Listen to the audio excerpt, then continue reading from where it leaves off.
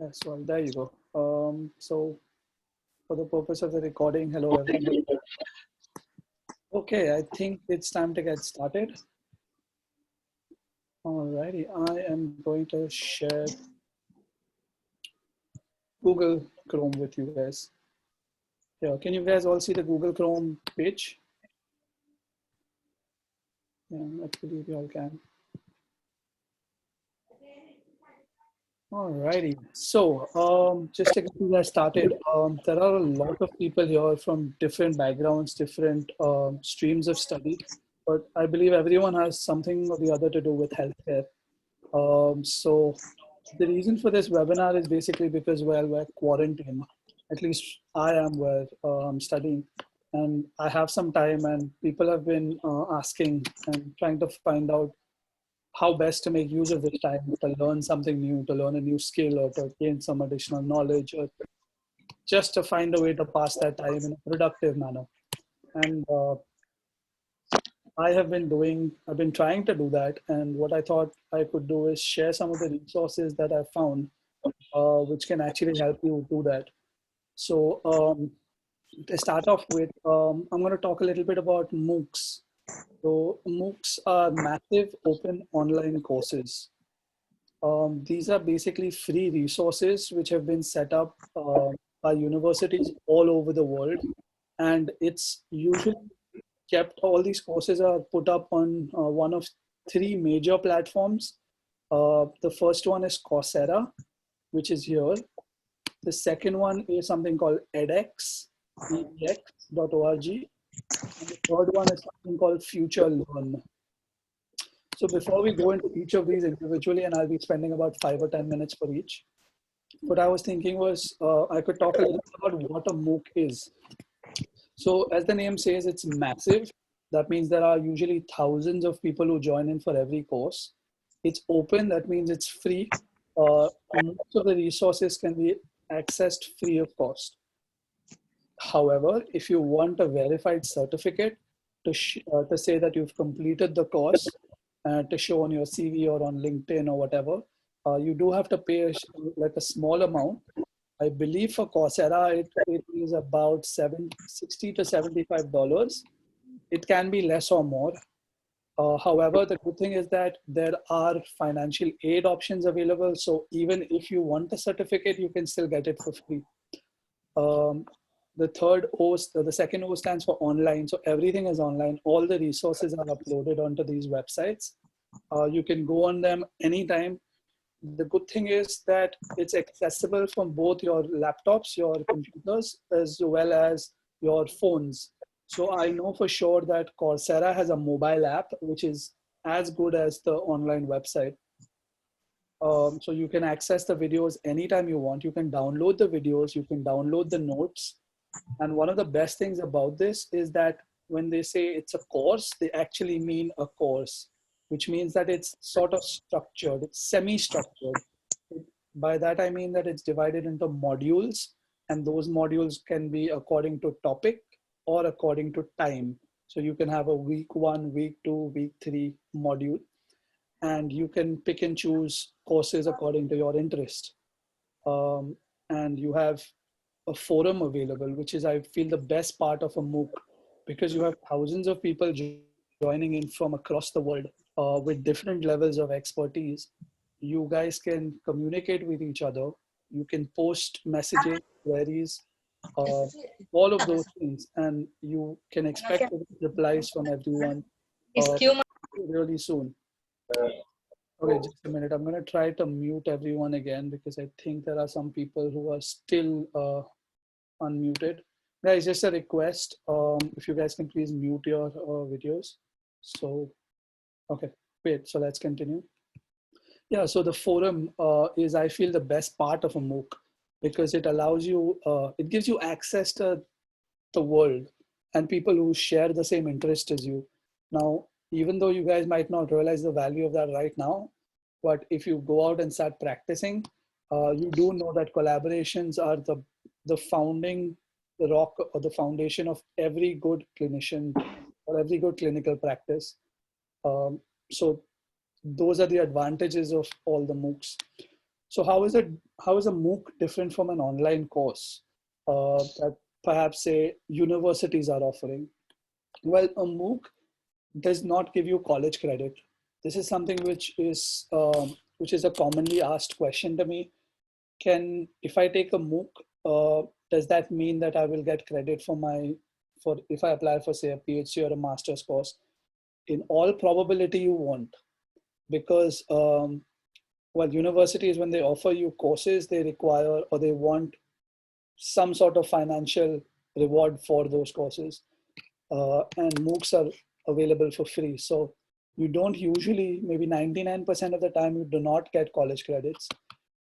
The reason you should consider taking up a MOOC is because it allows you the option to learn about something which you might not have learned about in your college course. It provides you an overview of a field. So for example, if you're say a physical therapist and you've just completed your bachelor's, and you want to figure out if sports science is a good topic or sports medicine is something which is interesting for people who are say just graduating from the MBBS course. How do you find out more about that field? Well, you can do an observership, you can do an internship, but that may not be available where you are. So MOOCs allow you access to people who are in the field, the world leading experts. They are teaching you, they are providing you with the information about the field. So it's a way of finding out whether you're really interested in that particular field. So if you take up, for example, a sports exercise science course on Coursera, what that does is that it allows you the opportunity to find out if exercise science is what you want to do. Because you have to, if you go through the entire course, it might take you about 15 to 20 hours to finish the course. And at the end of it, if you feel that that topic really interests you, then you can go ahead and probably look for more formal courses in the form of a master's or a PhD. Having said that, for those of you all who are more interested in online learning in general, some of these platforms do offer, in fact, a master's degree. They've just started coming up with this, and it's starting to take off in the last 2 years. There is a master's of public health, for example, online masters of public health on Coursera, which is available. It's like applying for a regular master's program. So you'll have your admissions criteria, admissions program. Everything will be the same, except it's hosted on Coursera. So there'll be a lot more people joining in, and I believe it's a little cheaper as well. webinar चालू है. Okay, I think people can mute yourselves again. Webinar है. That is true. I agree that this is a webinar. Thank you. कोई earphones को Okay. मैं मेरे नहीं लाया. I don't know whose audio that is, but if someone can just look and just ask someone to mute it, I don't know. So let's continue with this. So that's the basic platform. Okay, wait, hold on, let me get note. I think part. Yeah, there we go. All right, so that's as far as MOOCs go. Okay, we've already started getting questions. I'm sorry, I haven't looked at these. I will definitely be putting up most of the content in a Google Doc later. Does it still carry weightage for your CV considering it's free? Like I said, it actually depends on you. As a medical professional, when you apply for jobs, I'm pretty sure that they don't really consider the theoretical aspects as much as your clinical skills. But if you want to stand out, say, for example, your CV is as good as your other candidates, but if you're applying for work at, say, a cancer hospital, you want an observership or an internship or externship, whatever you guys go for, and you've shown that you've taken 3 courses in, say, the biology of cancer, understanding metastasis, clinical research methods, that will definitely prove to your employer that you are more interested in that topic and you've taken steps to learn more about the field. So yeah, at its worst, it at least shows that you're interested in the field and take initiative. I completely agree with that, Andrea. That's a very good response. I should have just asked you to answer that. That's good. Yeah, so that is about MOOCs. Moving on from MOOCs, we have, besides MOOCs, we have the options of going on for online courses and webinars. Now, there is an important distinction which I need to make here between the free online courses which you can find online and continuing medical education or continuing education unit courses. What I mean by that is, once you graduate from your degree, from your undergrad, and then you suppose move abroad and you want to practice as a physical therapist or as a medical professional, you are required to take a certain number of courses or fulfill a certain number of units every single year to ensure that your certification and licensing is up to date. So what you need to do for that is you need to have like these continuing education courses which you need to take. And those are usually expensive. They can be hands-on courses, they can be online courses. And those are the things which you need to do every single year to ensure your licensing or the license is up to date. So there are online options for that. I am not the best person to tell you about that because that honestly depends on your own interest and how do I frame this correctly? The CEU or the CME courses that you take will depend on the course that you are interested in, your clinical practice, what field you want to study in or which field you want to practice in. So it depends on that. And I feel going online and asking other people who are taking those courses before actually signing up for those CMEs is the best option. Yeah, Tanvi makes a good point. The requirements of certain compulsory courses differ state to state. Absolutely. So that is something which you need to check up on by yourself. The point of this entire webinar is to give you all free resources or widely available resources which you guys can use. We have a question from Zeel. How are these courses useful for UG students? Great question. These courses are useful for UG students because some of these courses are advanced courses. Let me give you an example. I am going to search for something called medical neuroscience. Oops. Now this course is probably the most challenging course that is available on this platform on Coursera. It's got a very, very high rating. And I've actually gone through this course. I haven't managed to finish it, but it's offered by Duke and it's taught by Dr. Leonard. And Dr. Leonard is a world-renowned neuroscientist. And he is actually the instructor who teaches the medical students in the first year in Duke University. So the difficulty of the course, if you can see it's at an advanced level, the difficulty is as high as you would expect a medical student to know. So if you take this course, it will definitely cover a lot of things which will probably not be covered in your UG Neuro course. This is one of the best courses that I've taken for neuro. So anyone who's interested in neuroscience, wants to enter into the neuro field, I would highly recommend this. So this gives you a very strong theoretical background about neuro, for example. In other ways, there's anatomy courses, there's physiology courses, there's exercise science courses, there's biochemistry courses, you name it and you'll find something or the other here for theoretical purposes. So that is one important thing for UG students. Another thing which I feel every UG student should have is some sort of foundational research course. Now I know that the MBBS students don't usually have like a formal research course. The PT students do, but it's not really comprehensive. So I strongly feel that everyone should sign up for at least this course. Okay, let me just show you guys this. This is the course offered by the University of Cape Town in South Africa. And again, it's one of the most highly rated courses on this platform. What this course offers is an overview of research. So I think this explains it best. This description actually is the perfect description of the course. If you've ever skipped over the results section, don't understand what confidence interval p-values are, you might be working in clinical practice and you're reading research articles, but you don't understand exactly what they've done, what statistics they've used. This course is the best course to get you started towards understanding those things. So this is a really important thing.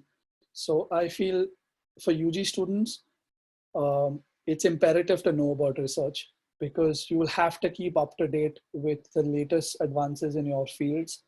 And the only way to find out about the latest advances is either to have someone tell you, in which case you're dependent on them. You don't know if the information you're getting is valid or not. Or what I feel is a better option, understand research, read the research papers yourself, stay up to date with the latest clinical guidelines. And in order to do that, you need to know how those clinical guidelines were formed, what papers they were based on. So that is why I feel a research background is very important. And any other suggestions for specifically for UG students? Perhaps if you tell me your interests, I can direct you more towards courses or avenues of your interest. But that I feel is more or less comprehensive. Is an online course of clinical research recommended or an offline course? It depends on why you're doing the course. One thing which I always recommend is before you start doing something, always ask yourself the why behind the how. Like you can find out resources to do clinical research, but why are you doing it? If you're doing it to show or get a good job or show that you've done it on your CV, then perhaps a better thing to do, if for example you want to do say a PG diploma in public health, then perhaps a better thing than just taking this course would be to go for an online course in say medical research methods or something of that sort. I think in India there is Indian Institute of Public Health, Gandhinagar, IIPH, which offers an online course, Certificate in Research Methodology, CRM, but it costs about 16,000 rupees. But it's very good if you're interested.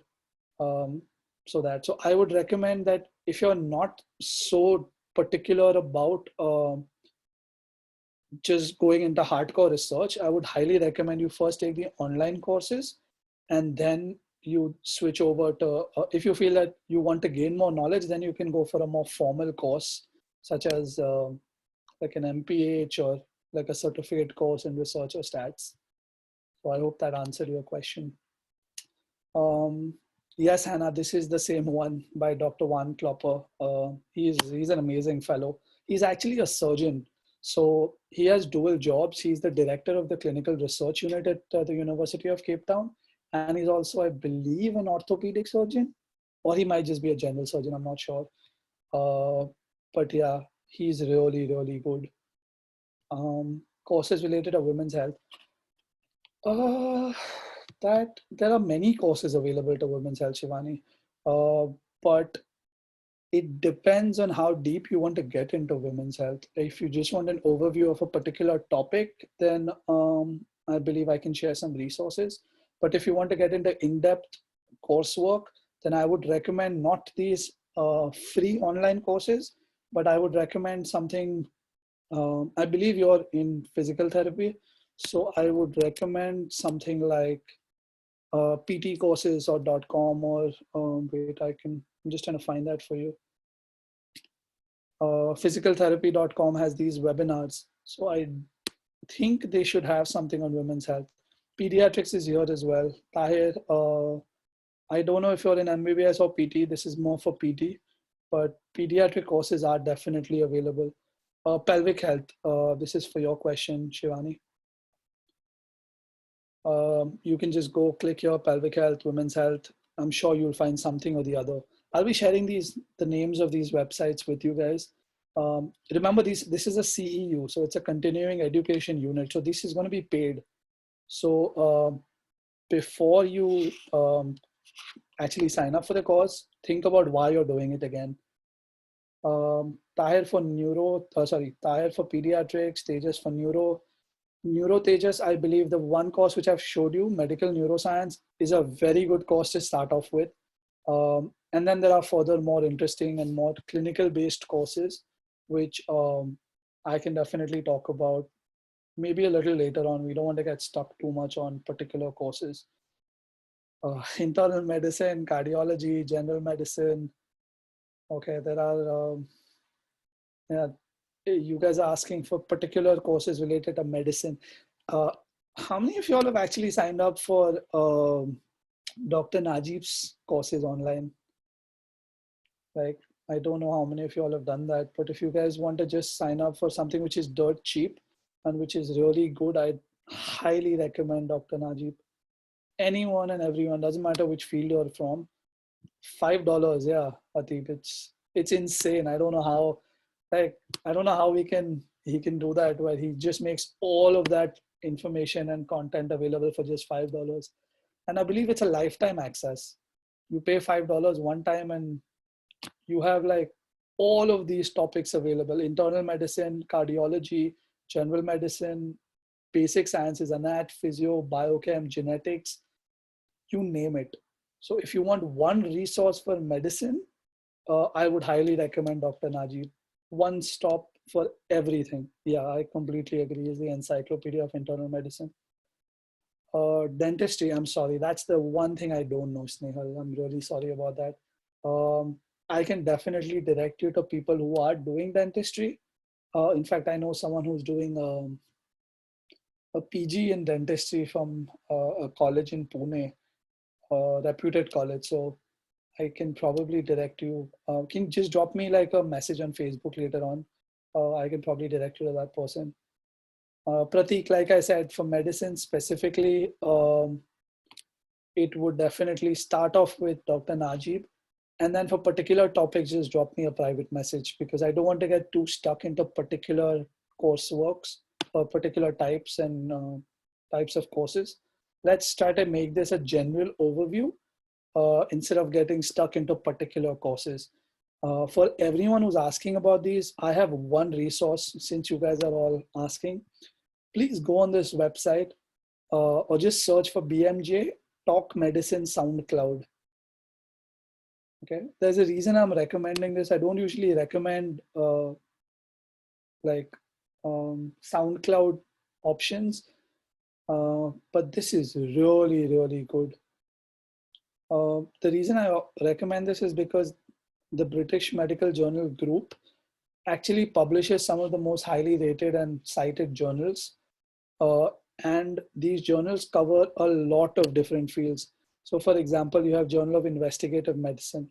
This is just a list of podcasts. I'm sorry, I forgot to mention that. And you have entire playlists options where they discuss particular topics with experts in the field. So for example, this is focused more on investigative medicine. So more diagnosis, screening, etc. Sorry about that.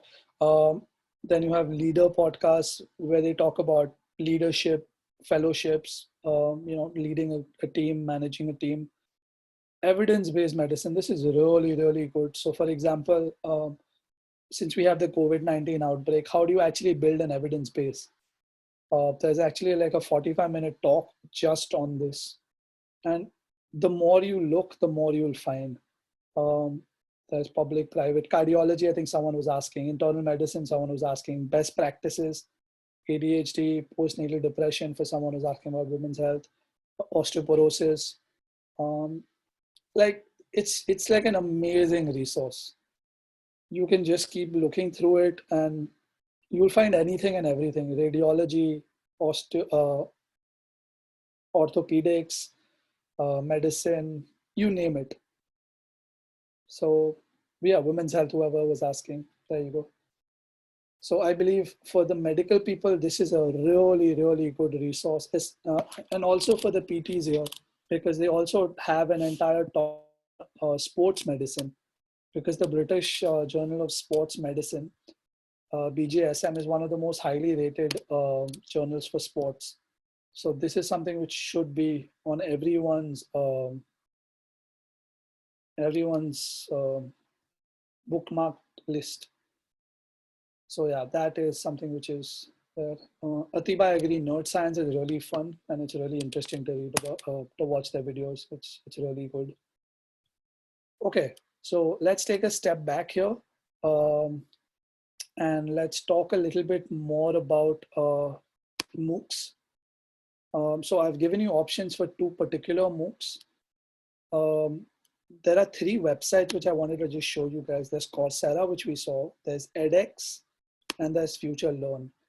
If you had to find, or if you had to recommend one resource for Moocs, I would recommend Coursera. The reason I would recommend Coursera is because of this. Let me just show you guys.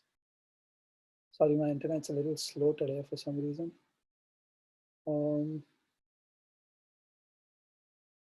Yeah, so you can earn degrees here.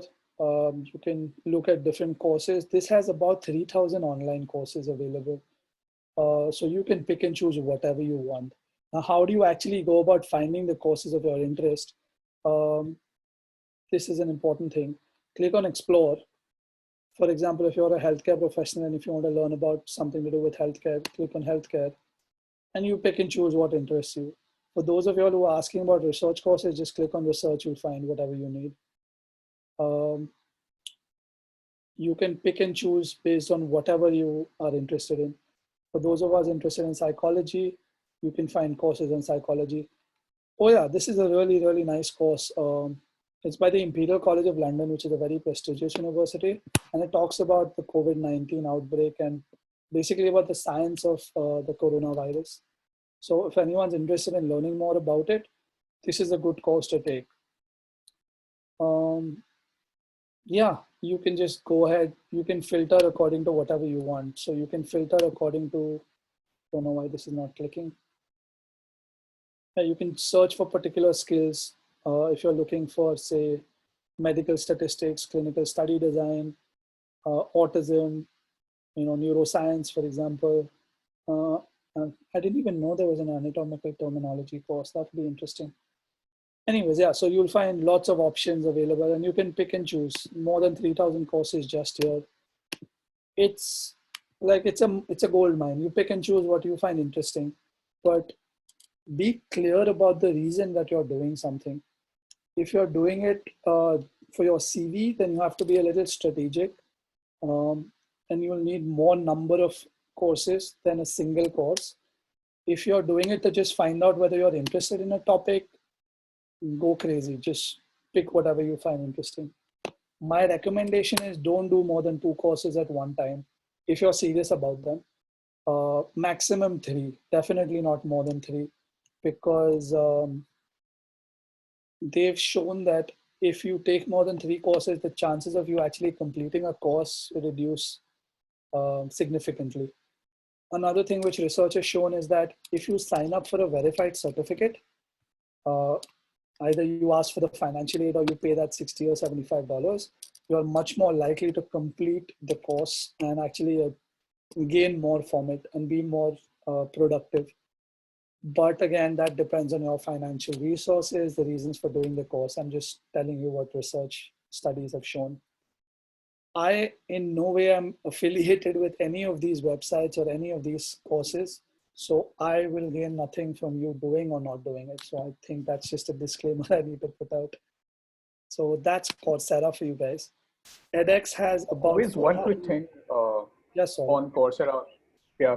So one thing is that when you spoke about CV, right, I completely agree with you on the fact that you should take verified courses because that's the only way you'll get a certificate to download. And the second thing is your CV really matters on what you do rather than what courses you take. So if you're taking a course, again, ask yourself why. And once you've taken the course, make sure you do something which shows that you use the course in some way. Otherwise, I can just go online and take 3 courses a month or 2 months and just have tons of certificates, but they don't mean jack on your CV if your actions don't show it. So just keep that in mind when you take these courses. And secondly, the financial aid, I've never paid for a course. Just be smart about when you answer the financial aid questions. Make sure they're quantitatively and qualitatively correct. If you need any help, ping me. But it takes 15 days now on Coursera, but usually you get financial aid if your answers are right. So just don't give up because you don't have the money. I think just these 2 points. I completely agree with every single thing you said. The most important, obviously, being showing initiative beyond the course. So if you do a course in, say, medical statistics or research methods, try to get published. Even if you can't get published, submit a manuscript to a journal. Because on your CV, you can show article under review. You can have a section of research articles, publications, and you can have a section under review, even if you've submitted it. So that's something which is really important to keep in mind. I completely agree with Saurabh there. Yeah, so edX has lesser courses, but some of the courses here you will not find on Coursera. I believe Stanford offers some really nice courses. Michigan has an entire course module here. Yeah, I mean, you can just scroll through, look at the different options available. You can pick and choose based on how deep you want to study a particular topic. Yeah, one thing which if you guys are looking here, you'll notice is that there's something called self-paced written here. What that basically means is that once you sign up for the course, you can finish the modules at your own time. So whenever you find time, you have to finish the module. However, I believe there's a requirement for if you want the verified certificate, you have to finish the module or the entire course in a particular time frame. Now, I'm not sure what exactly the time frame is. I believe it could be about 6 months or maybe 3 months, but that's something you can just go online on the website and check for yourself. So, you know, it's open for you guys, pick and choose whatever you want. One more thing. Now, when we're talking about Moocs, I know you guys are medical students, healthcare students, PT students, or practitioners, but don't forget that there are courses outside of your field which you might be interested in. India doesn't really have a concept of open learning and say liberal arts sort of concept where people can explore fields outside of your primary field of study. But these online courses do that for you. So for example, if you want to learn, say, about literature or art, you can just go to find something about art, something about management, something about business planning. So it doesn't have to be just focus on, say, medicine or statistics or research. You can definitely find something about something that you're interested in. I'm guessing a lot of y'all are animal lovers, some of y'all are not, but if you are animal lovers, there are actually courses on dog psychology. Now, I know some of y'all would be very interested in those. There is things like veterinary medicine, someone was asking about. There are courses on animal support therapy, I believe, something of that sort, which you can probably look into. If you're interested in probably going into, say, if you want to make an app, you want to get into medical education, you want to start like your own app, or you want to go into medical innovation, product design, you want to create products, you want to work with companies, you'll find something in here for everyone. But like Saurabh said, what really matters is not just taking the course, but when you're in the course, contacting people who have the same interests as you, going on the forums, seeing what other people are commenting, reaching out to them, asking for their contact details, and getting in touch with them, and then taking forward collaborations. So like everything in life, like your medical coursework or your PT coursework, everything depends on how much you take out of it. So the more you put into the program on the course, the more you'll get out of it. My only recommendation to you guys is be shameless. Like, I know that sounds weird, but be shameless. When you need help, ask. When you want to contact someone, contact them. When you want to reach out and ask for advice, don't hesitate. Don't stop yourself. And that just goes for everything in life, not just the Mooc itself. This is Future Learn. Now, I don't know about Future Learn personally, I'll be honest. I have just found out about it. So I don't really know much about it, to be honest. But I believe looking at what they have, something like this might be of interest to you guys. Managing COVID-19 in general practice. For students School of Hygiene and Tropical Medicine. So this might be of interest. I didn't even know about this. There's a healthcare and medicine subtopic, which looks really promising to me. Well, there you go. It is pretty promising. Anatomy, aging well, falls. Oh, well, there you go. So there are lots of options here. I don't know about the fee structure for this particular platform. So this is something which you guys might be interested in finding out about. And once you guys find out about it, let us know so that we can pass it on to other people. So those are the three main platforms: Coursera, edX, and FutureLearn. Now I'm going to switch over to more PT specific things. There are some options which are available for physical therapists who are interested.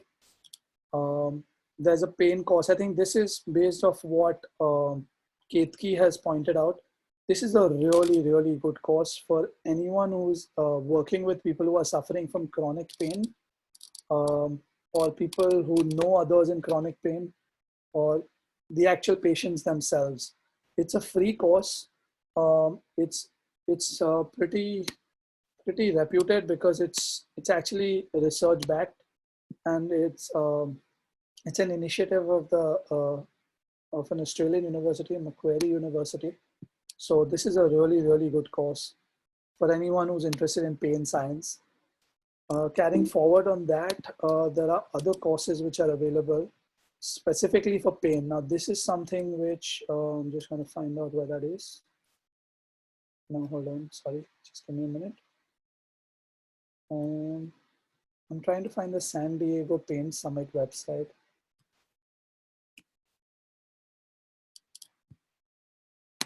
Here you go. Yeah.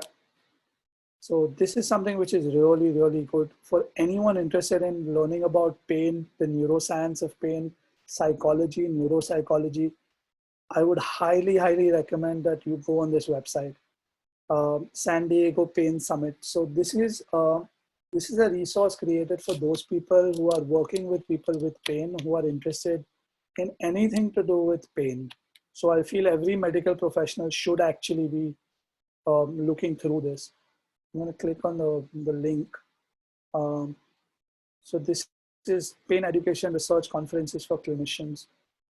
The best part about this, and I have to thank Ketaki specifically for this, is that she shared a link with us, which shows that all of the content on this website, if you click on Watch Online Now, all of the content on this website is actually available free of cost for the next, I think 15 or almost like 20 days or 30 days. I'm sorry about that, because of the coronavirus.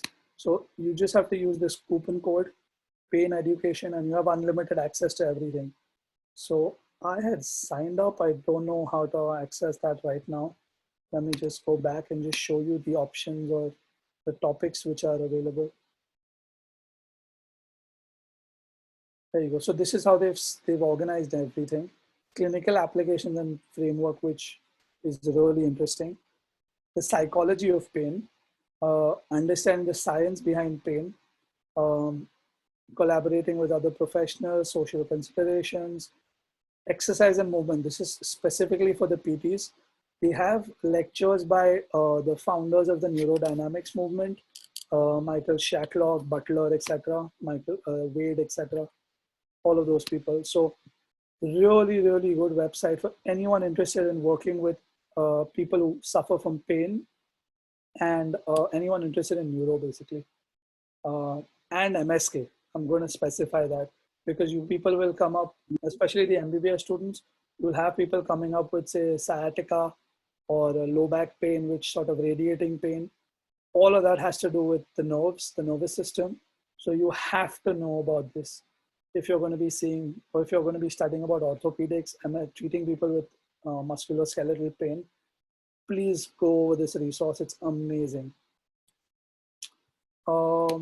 Yeah, so those are two resources which are very good for pain science particularly.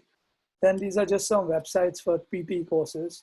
There's ptcourses.com. You can just go online, look at whatever courses you find interesting.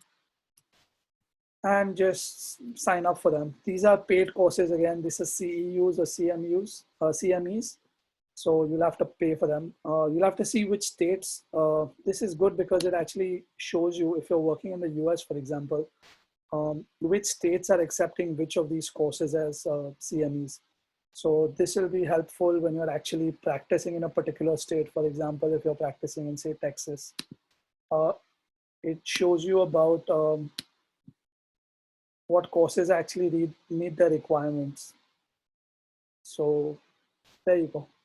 So if anyone who wants to do CMEs and CEUs, this is a good option for you guys. Another option would be Summit Education. This is, again, continuing education courses. Again, mainly for the PT, OT, not really for people who are in medicine, so I'm not going to go in detail about this. Physicaltherapy.com, again, one of the major online providers for continuing education courses. They have some really nice courses, physicaltherapy.com. So based on your interest in the field, just go online, look at whatever you find interesting. Strength and conditioning, based on what the webinar we had yesterday. For people who are interested, you might see some well-known names coming in and talking about this. For those in pediatrics, that's my interest in particular. They have the option of, or they have courses available from NDT instructors, for example. SI, I believe, sensory integration therapy, they might have, I'm not sure about that. Someone was asking about neurology resources. There you go.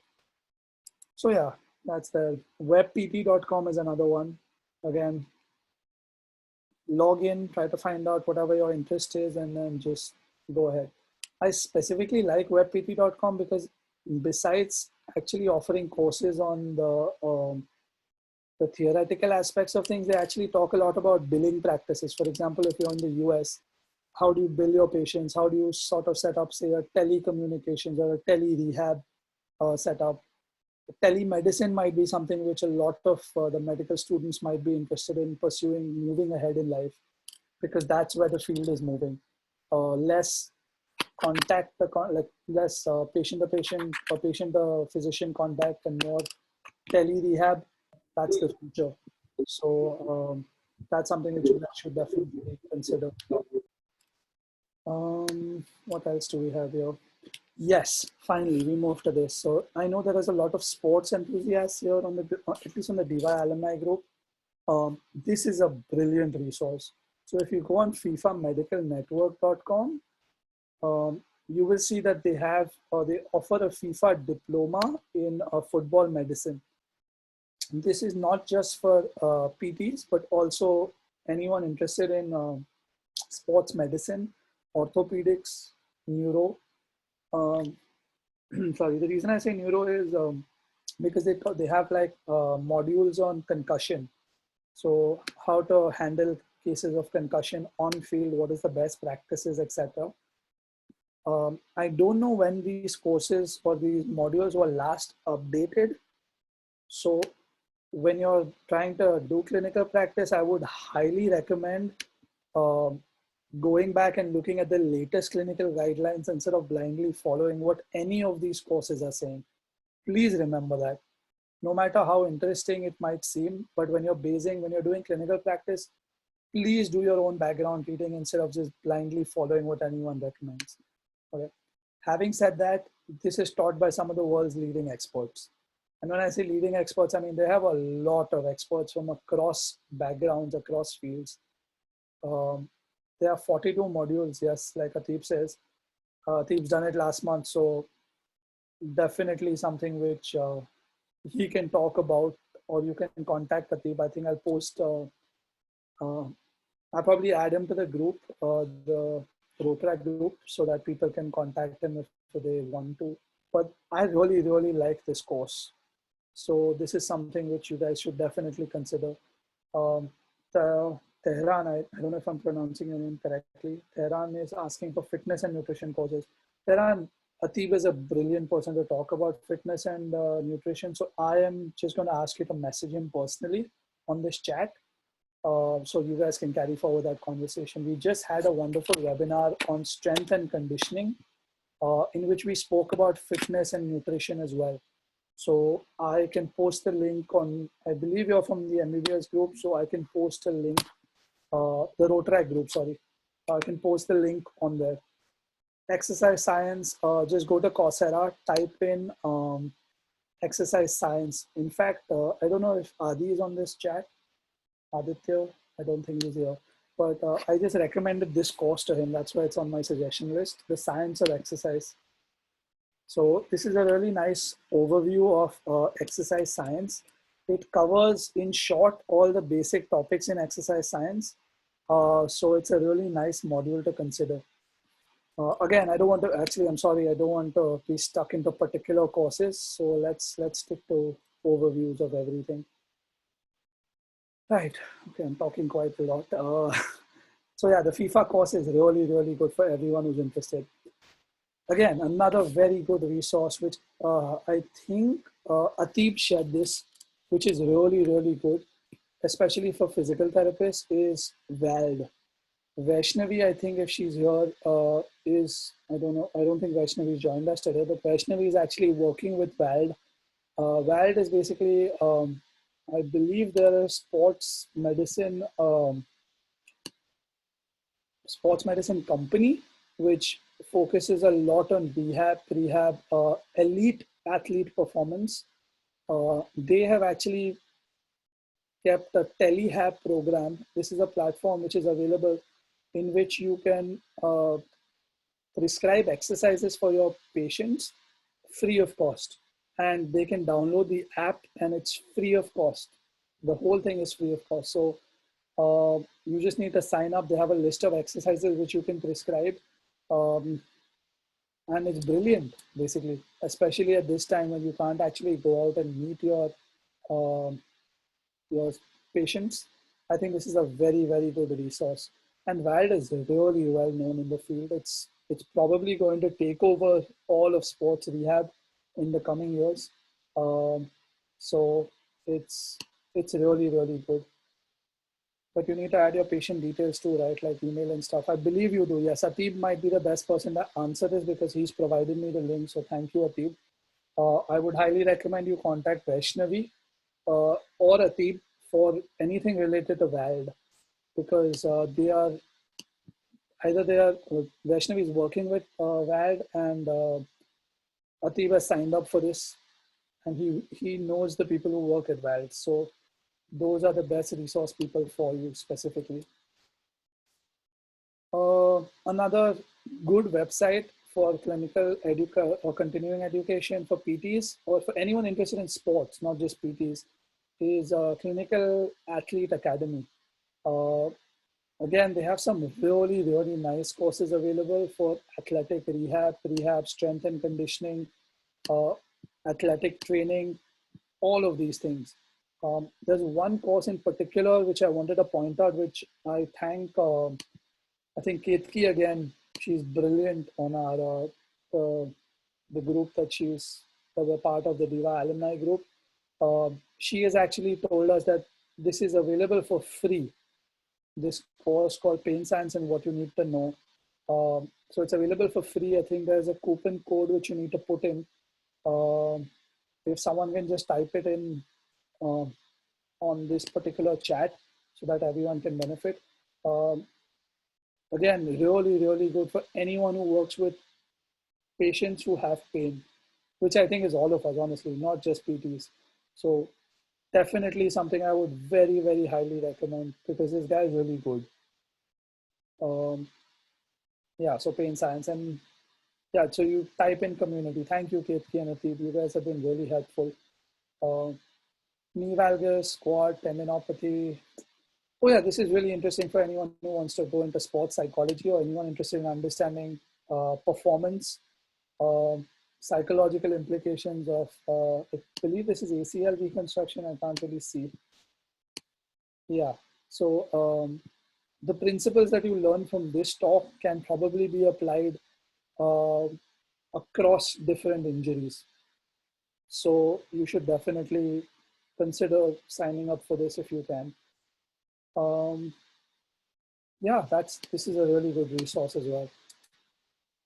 So what I've tried to do is, at least the few resources that I have here, I've put up a link and I'm trying to make like a Google document which I can share with you guys. I've put the link, I've made the codes, spoken about the different websites.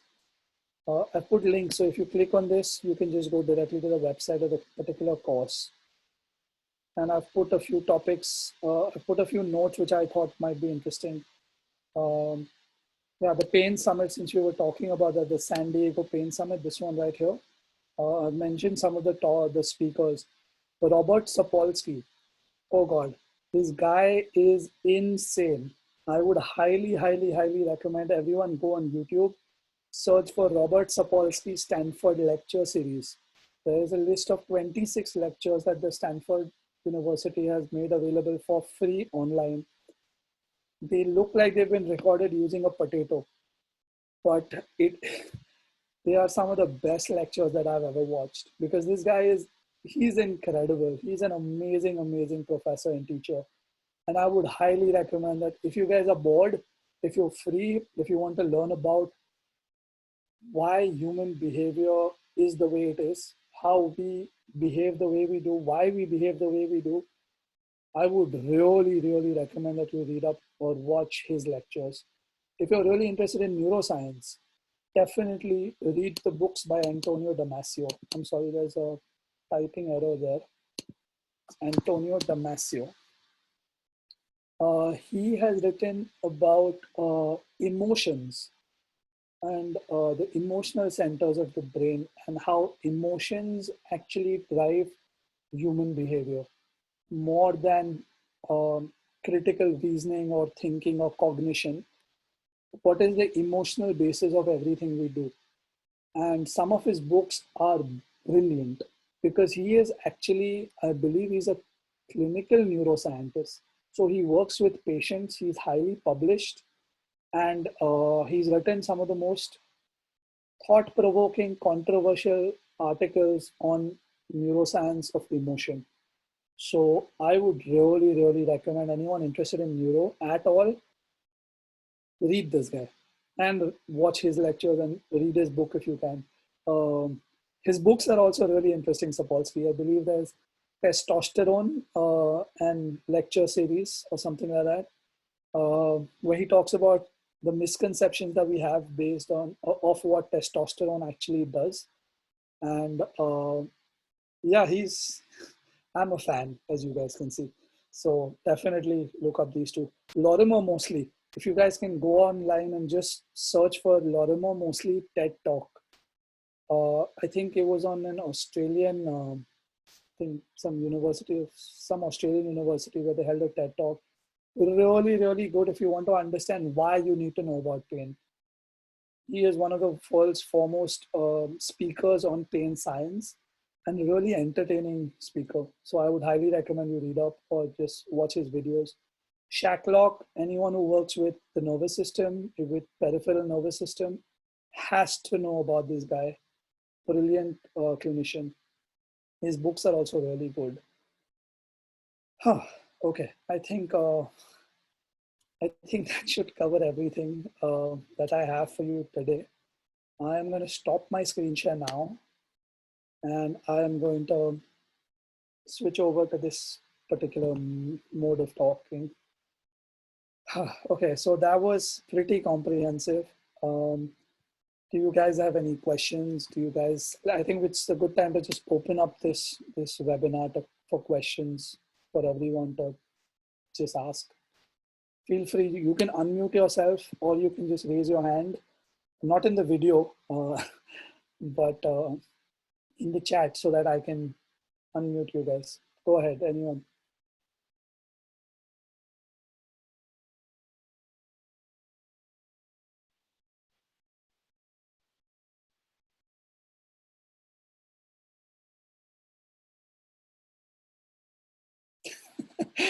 Pankhuri has a question. Pankhuri, can you unmute yourself and ask that? Yeah, hi Ovis, hi everyone. Ovis, I needed to ask you that since you've been into PhD and you've been preparing since a while now. Mhm. So have you seen there are a lot of applications and a lot of interview things where they have asked you a lot about Python and all these machine learning things. I don't know if Yeah. you have come across it, but I sure have. And like, have you come across it? And if so, have you done anything in that direction? Okay. So what you're talking about is computer programming and computer languages. I actually, Yeah. it's interesting you asked that because at the start of the semester, I actually contacted, not this semester, I believe the last semester, I contacted Saurabh and asked him if he knows anyone and if he has any resources just for this particular question. Because if you're in research, if you're working in a lab, you're working with a lot of data, Excel just won't do it for you. You need to know about these programming languages. So I would highly recommend learning, everyone's moving towards learning this language called R. It's just the letter R. If you're interested at all, there are online courses on R which are available for free. I can try to find out those courses and send them across to you. Besides that, in the neuroscience community specifically, everyone uses Matlab. That's another computer language. You've I'm learned pretty sure MATLAB? we actually have a course going on Matlab, which I haven't signed up for because it's a tough one. And I just I don't know. have the time for it. But I can share resources, man. I can like, resources won't be a problem as long as you know us, Saurabh, me, everyone else on the group, Ateeb, Vaishnavi. We'll share the resources with you. Whatever you want to learn, just ask, we'll share the things with you. So Python, I I can don't actually personally, help with a few hacks on that one. Saurabh might be a better person to ask about Python because I don't know anything about Python. That's another language, by the way. Yeah. So I can actually give you a quick sort of framework on how to think about it, right? If you want to learn stats, R, Python, and Matlab are three languages you can use. Python is like a universal language. If you learn Python, you can do a bunch of things with that. For database management, SQL and Matlab again work. SQL is basically how do you call queries and call the data, etc. If you're using command line or the terminal, then you can use something called as bash. And for search engine, they use regex. So, this is for machine learning and AI. We usually categorize them like this, but I highly suggest learn either R, Python, Matlab, choose one language and become really good at it because so domain learning is difficult, transfer learning is easy. So pick a domain, become really good at it, and then sort of you can learn another language if you want. So look at your professor, whoever you're applying to, talk to the students, understand what language they usually use, and then learn that. And YouTube has really good courses. So on the first day, go on YouTube, find a course, play it at 1.25x speed, learn the course. At the same time, go on Coursera, apply for financial aid. In those 15 days, you'll learn the language. Once you get financial aid after 15 days, finish the course, give all the exams, and just keep practicing. Yeah, I don't think I have anything else to add on that. I mean, Saurabh's the expert on that. I don't know much about it. The only thing I can say is, no matter how many courses you do, you'll not learn MATLAB, Python, R unless you do stuff with it. You have to do analysis. You have to write code in order to understand and learn it. So that's all I know about it. Yeah, so thanks for that question. That was a good one. Hannah, while searching for these courses, is there a way to filter out the newest ones? Wouldn't these be the most relevant? Oh, okay. Thank you. Let me actually point you guys towards a good resource. Wait, hold on. Open a new tab, and my internet is as slow as me. Sorry about that. And my typing is as bad. Okay, wait, I'm gonna type with two hands and try to type with one. There is something called, is it Course Central or Class Central? Sorry, Class Central. Again, stupid of me. Click on classcentral.com, and here you will find a list of almost all the Moocs that are available for free. Anything across different options. For example, we just got a question on Python. So I'm just going to type in Python, see all the results for Python. There you go. Oops, sorry about that. Yep. You have a list of all the courses where you can find out about Python. Everything that you want to know about Python is here. So that, I think, is a good resource for you if you're interested in understanding anything about how to find courses. So again, if you can see, there are some websites which I haven't spoken about. edX is obviously, which is something, Udacity is one. Udacity is, it's probably number 4 on the list of good websites for Moocs. I don't really recommend it for people outside of the engineering or computer science fields, but they do have some really good courses. So the good thing about this website is that you can pick and choose by start date. So courses which are finished, courses which are going to start, courses which are currently on, you can pick by subject, you can pick by language. It gives you the platform. It tells you, it gives you the syllabus. And if you click on this, for example, I believe it also gives you reviews. So you can look at what other people have commented, what all reviews are there. So you read the reviews before you sign up for any course, obviously. And then it also just, I think it directly links to the course itself. So you can just click here and it takes you to the course. So I think this is a really, really, really good resource, because basically they do the work for you. You don't have to go on each of these individual platforms and search for individual courses, unless you know for sure that there is a particular course on a particular platform which you're looking for. Most of us here don't. So there you go. You can see that the ratings are really, really high for this particular course. If you guys can see, there's something called a Python for Everyone specialization. Now, I haven't spoken about specializations, but that is an option which is available for you guys. If you're really interested in a particular topic, then what you should do is you should probably try to look for a specialization in that topic. So for example, I'm just going to show you specializations. Wait, hold on. I'm trying to find out the main topic for top online specialization. So these are the specializations which they have. For example, if you're interested in statistical analysis with R for public health, this is a good specialization, I believe.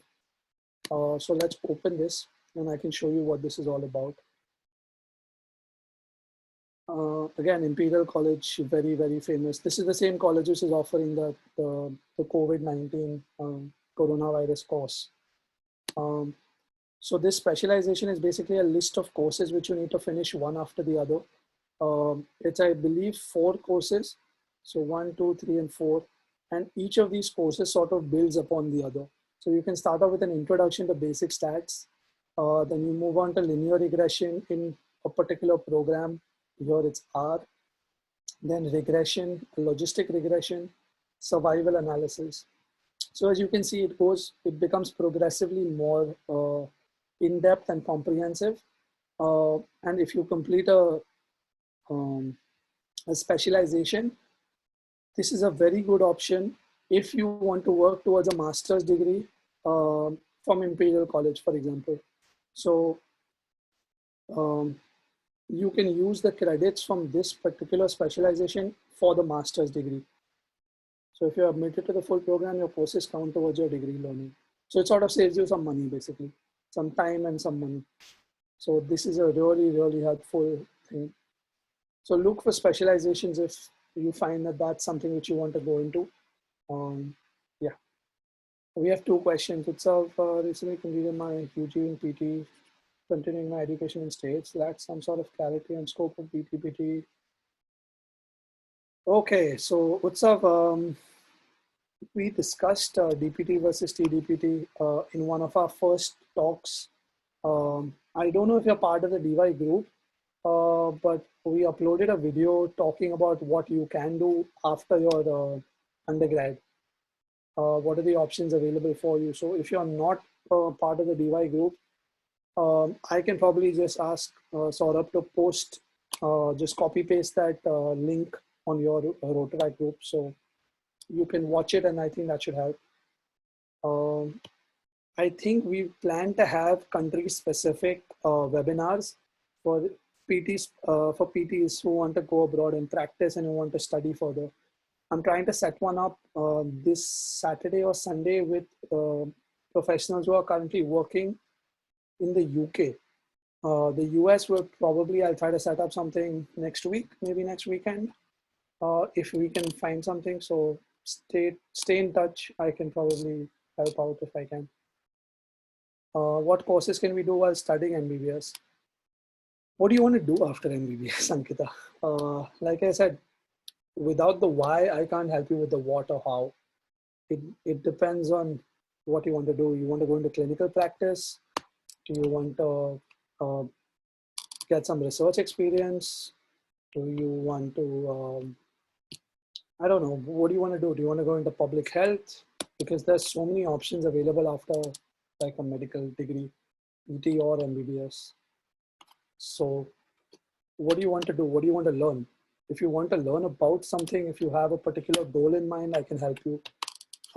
Because Saurabh, me, everyone else in the group, Pankhuri, Vaishnavi, Kanishka, everyone else, Ateeb, we are all here as resource people, but we are not counselors in terms of career counselors. We cannot tell you what your options are. You have to find out your options.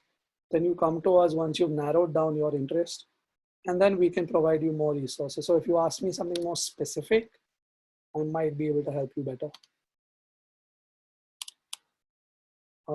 Any other questions which I've missed? I think always there's a short answer to Ankita's question also. What courses can you do while studying MBBS? The answer is any course you want. There's nothing that's stopping you. You want to explore, you want to figure out what you want to do, just go ahead and do it. I think the way you should look at it is if you're studying MBBS, try to do courses that match with your interest for now, because they're going to contribute to your studying as well. We understand there's limited bandwidth. Having said that, if you know there's some specific things that you want to learn, you can always go there. Like always said, find your why and it should help you out. There you go. I think Saurabh's done a very good job of summarizing what I was trying to say in a much better way.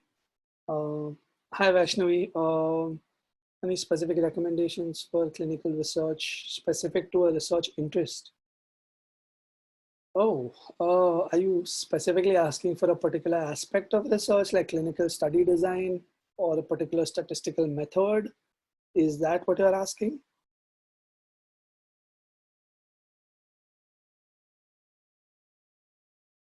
No, a topic. Oh, well, that depends on your topic, to be honest. If your topic is, I don't know what your topic is, honestly. So if it's a clinical study which you want to learn about injury prevention, when you're asking me any specific recommendations for clinical research, are you asking me how to find research or literature review on that topic, or how to design a study for that topic? I'm not sure. I'm not quite sure I understand what you're trying to ask.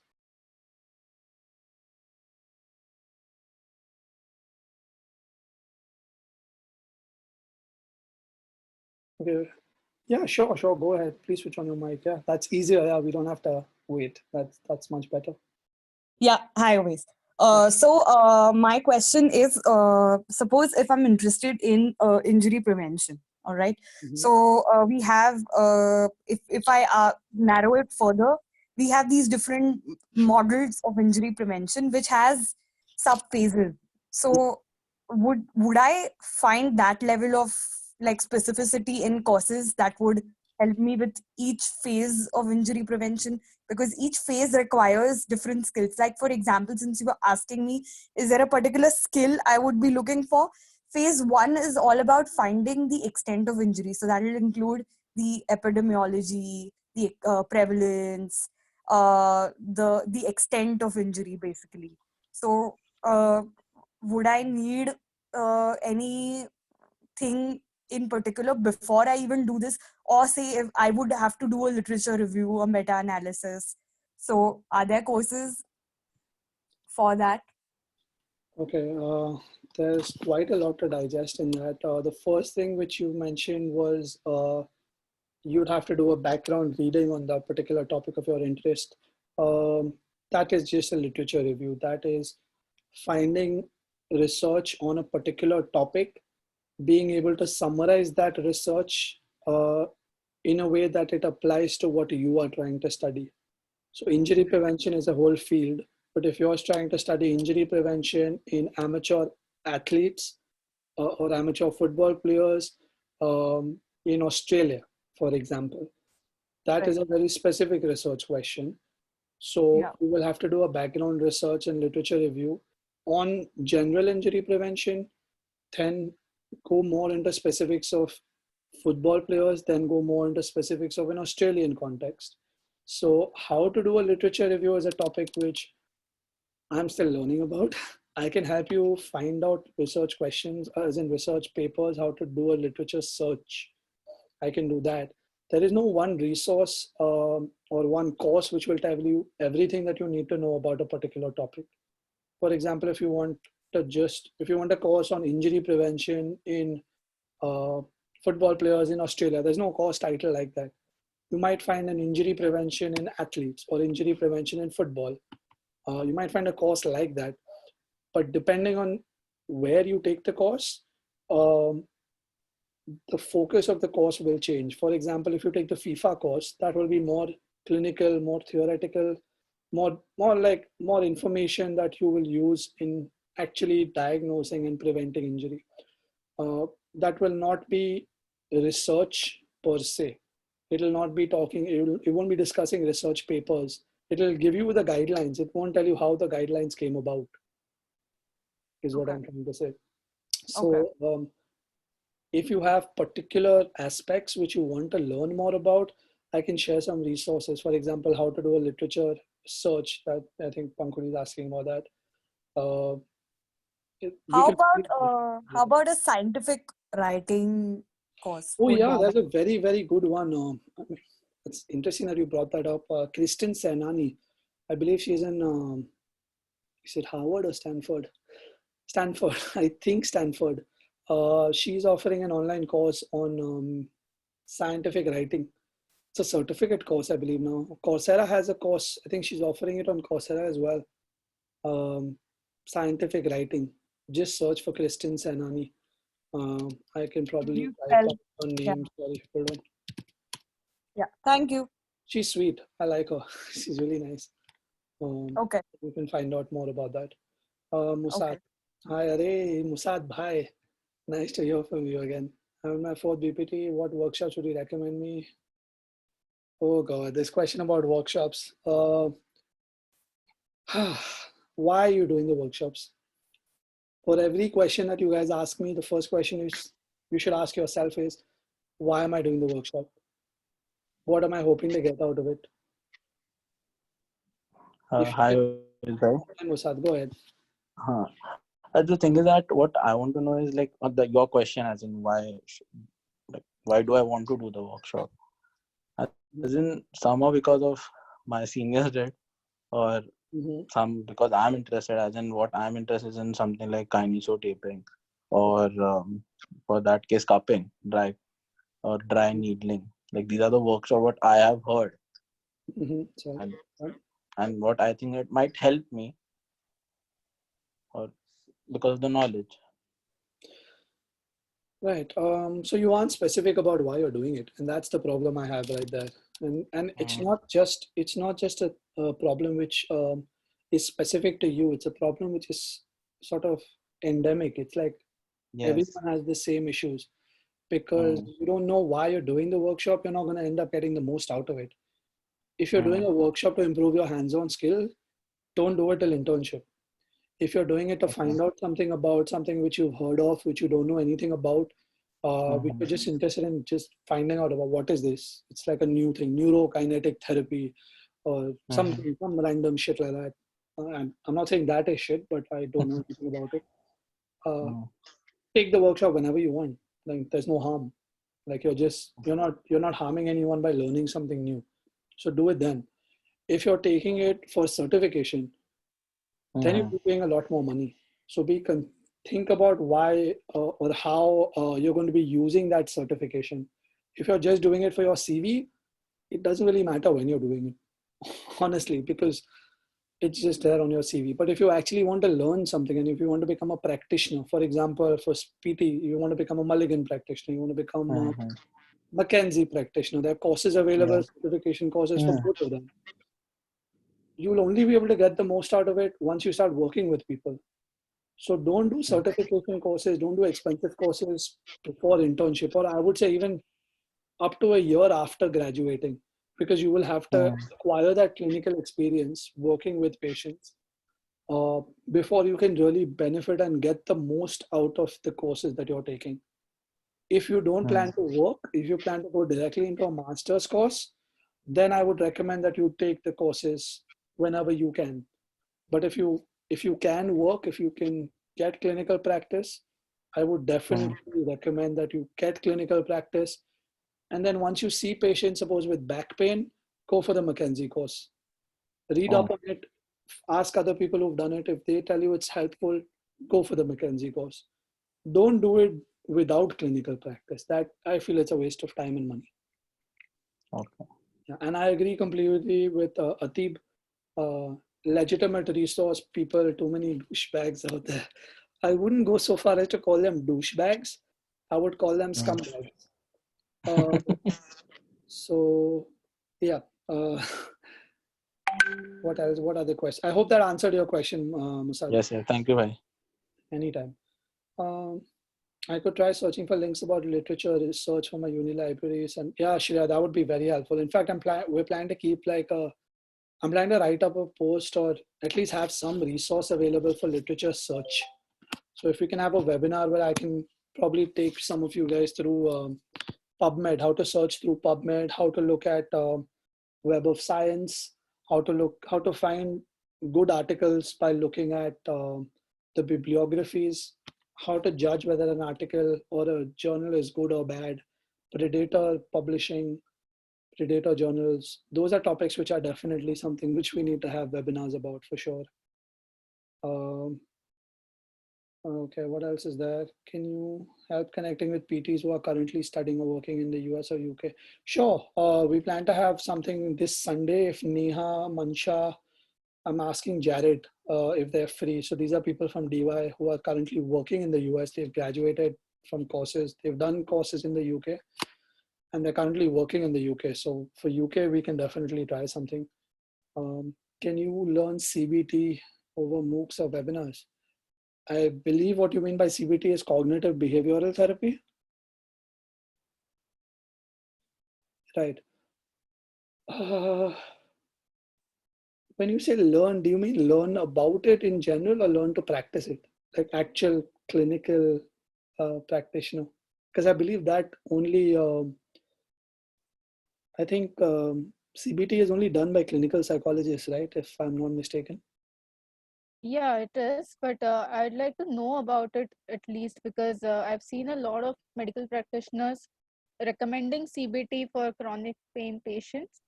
Oh yeah, And, it's one of those things which has been shown to have some effect for sure.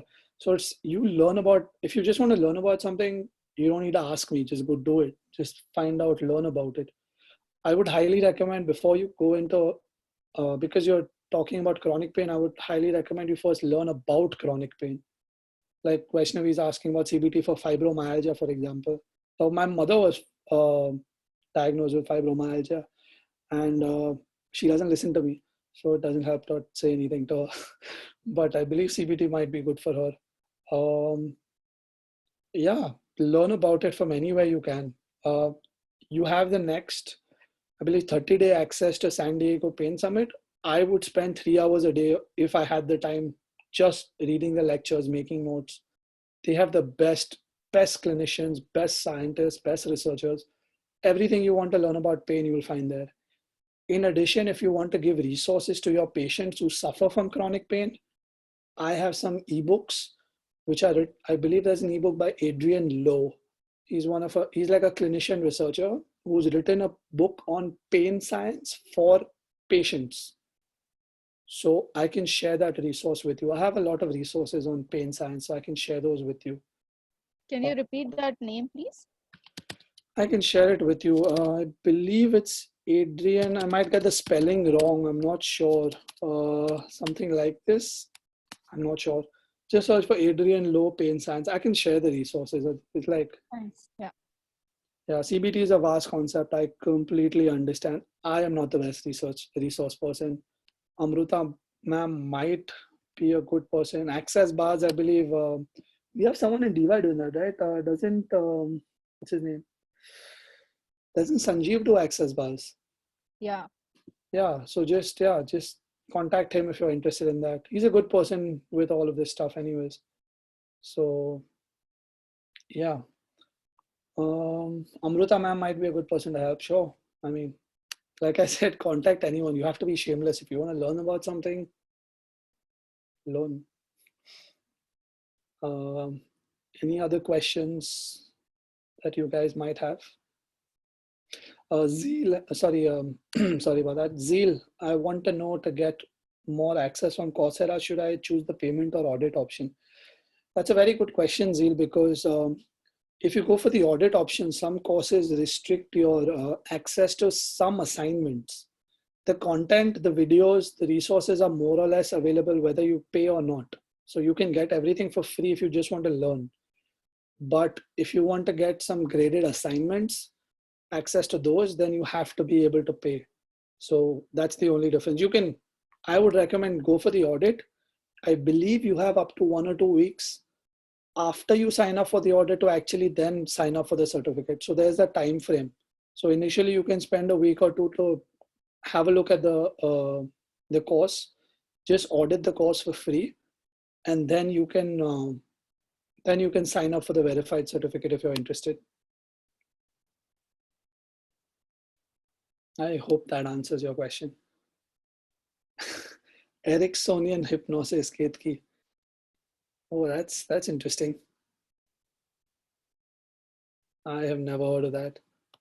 That sounds pretty interesting to me. Sure, if you can share the resource here, that would work. Hypnosis is a very interesting field, especially for anyone interested in like neuroscience and the whole concept of free will. Are we really in charge of what we do and who we are and what we think and say? But yeah, I'm digressing. I'm sure if you can share the resources, I think people would be interested in learning about it. Anything else? Any other questions that we have that I can answer? Anything which I've missed out from the question bank? If you guys can scroll up and just see if I've missed out on anything. Or if anyone has any questions, now you can just turn on your mics and just ask, because I don't think many people have any other questions.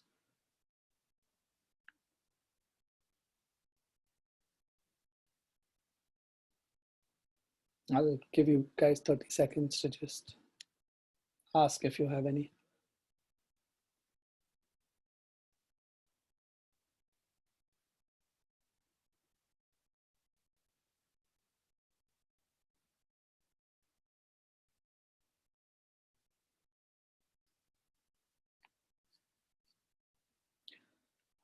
I don't believe we have any more. Okay, we have another question. Thanks, Zeal. Any idea which year to give the USMLE exam? I'm not a medical student. I cannot guide you with that.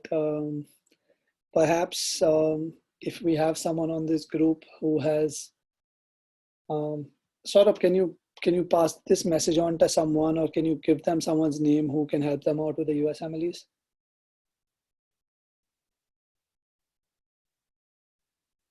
Hi, Bhakti here. Oh, hi, Bhakti. Thanks. Hi, so I wanted to just butt in and talk a little bit about the USMLE exam. I know because my husband's a doctor. And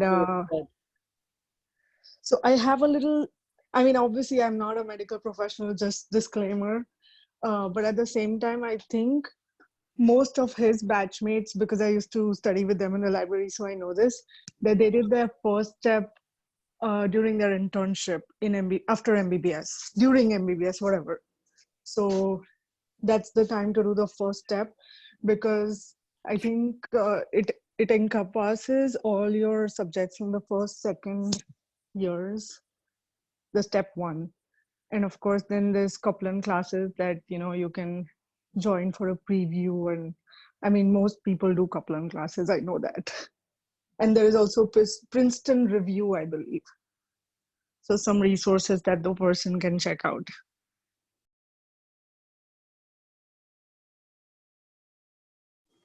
I could not agree more with that. I mean, it makes sense to do it, at least the step one, I believe.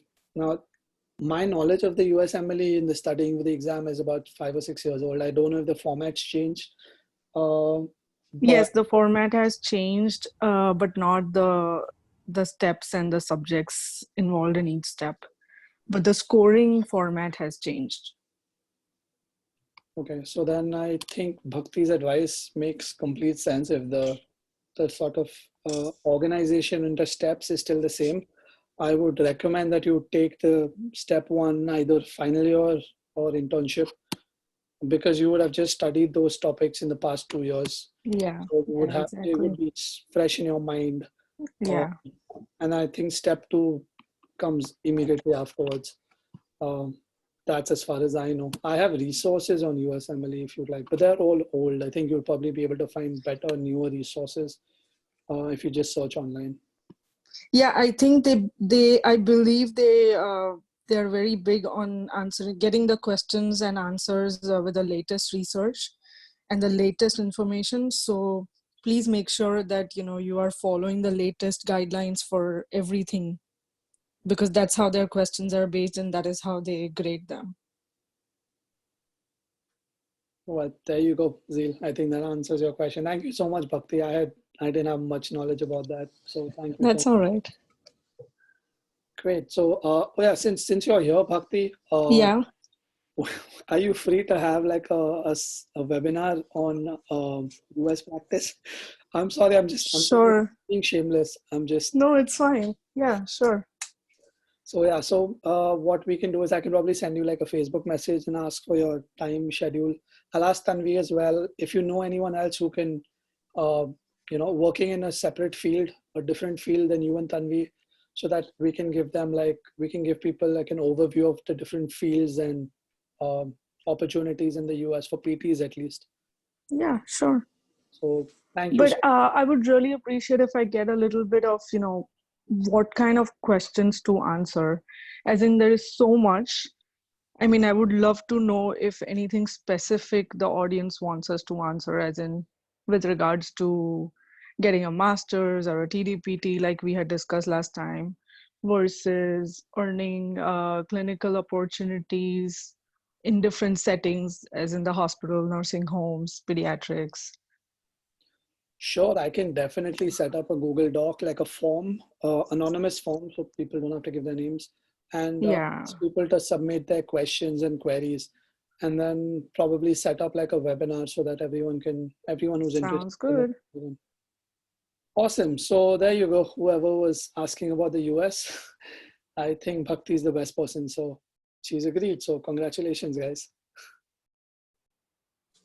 That is funny. Congratulations, guys. Well, you are there as a resource person. So, I mean. Yeah, I'll be happy to help whatever anyone needs. Alrighty, great. So I think we're done for the day. Thank you so much, everyone. I hope this was helpful for you all.